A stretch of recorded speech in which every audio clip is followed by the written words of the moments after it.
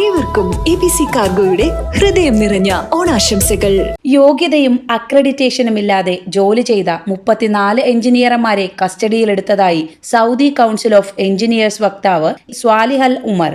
Engineering തസ്തികയിൽ ജോലി ചെയ്യുന്നതിന് നിശ്ചിത യോഗ്യതയും കൗൺസിൽ രജിസ്ട്രേഷനും ആവശ്യമാണ്. സ്വദേശികൾക്കും വിദേശികൾക്കും ഇത് ബാധകമാണെന്നും അദ്ദേഹം പറഞ്ഞു. വ്യവസ്ഥകളും ചട്ടങ്ങളും ലംഘിച്ച് ജോലി ചെയ്യുന്ന എഞ്ചിനീയർമാരെ കണ്ടെത്താൻ നിരീക്ഷണം ശക്തമാക്കിയിട്ടുണ്ടെന്നും അദ്ദേഹം വ്യക്തമാക്കി. 2024 സെപ്റ്റംബർ വരെ 1000-ലധികം പരിശോധനകളാണ് രാജ്യത്തെ വിവിധ പ്രവിശ്യകളിൽ നടത്തിയത്. ഓഫീസുകൾ, എഞ്ചിനീയറിംഗ് സ്ഥാപനങ്ങൾ എന്നിവിടങ്ങളിലെല്ലാം പരിശോധന നടത്തുന്നുണ്ട്.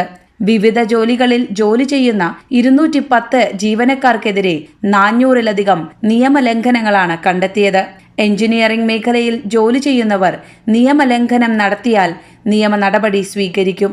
യോഗ്യതയില്ലാതെ എഞ്ചിനീയറായി ആൾമാറാട്ടം നടത്തുന്നതും പ്രൊഫഷണൽ അക്രഡിറ്റേഷൻ ഇല്ലാതെ എഞ്ചിനീയറിംഗ് തസ്തികയിൽ ജോലി ചെയ്യുന്നതും കുറ്റകരമാണ്.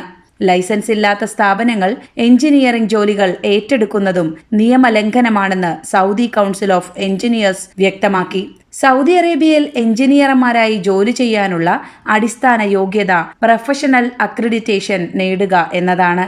അക്കാദമിക് സർട്ടിഫിക്കറ്റിന്റെ ആധികാരികത പരിശോധിച്ച് വിവിധ ഘട്ടങ്ങൾ വിലയിരുത്തിയാണ് സൗദി എഞ്ചിനീയേഴ്സ് കൗൺസിൽ അന്തിമ അക്രഡിറ്റേഷൻ നൽകുന്നത്. നിയമലംഘനം നടത്തുന്നവർക്ക് 1 വർഷം വരെ തടവോ 10 ലക്ഷം റിയാൽ വരെ പിഴയോ അല്ലെങ്കിൽ രണ്ടും കൂടിയോ ശിക്ഷ ലഭിക്കും.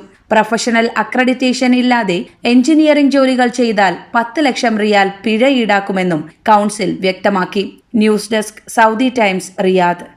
പ്രവാസ ലോകത്തെ ഏറ്റവും പുതിയ വാർത്തകളും വിശേഷങ്ങളും അറിയാൻ സൗദി ടൈംസ് സബ്സ്ക്രൈബ് ചെയ്യുക. ഏവർക്കും ABC കാർഗോയുടെ ഹൃദയം നിറഞ്ഞ ഓണാശംസകൾ.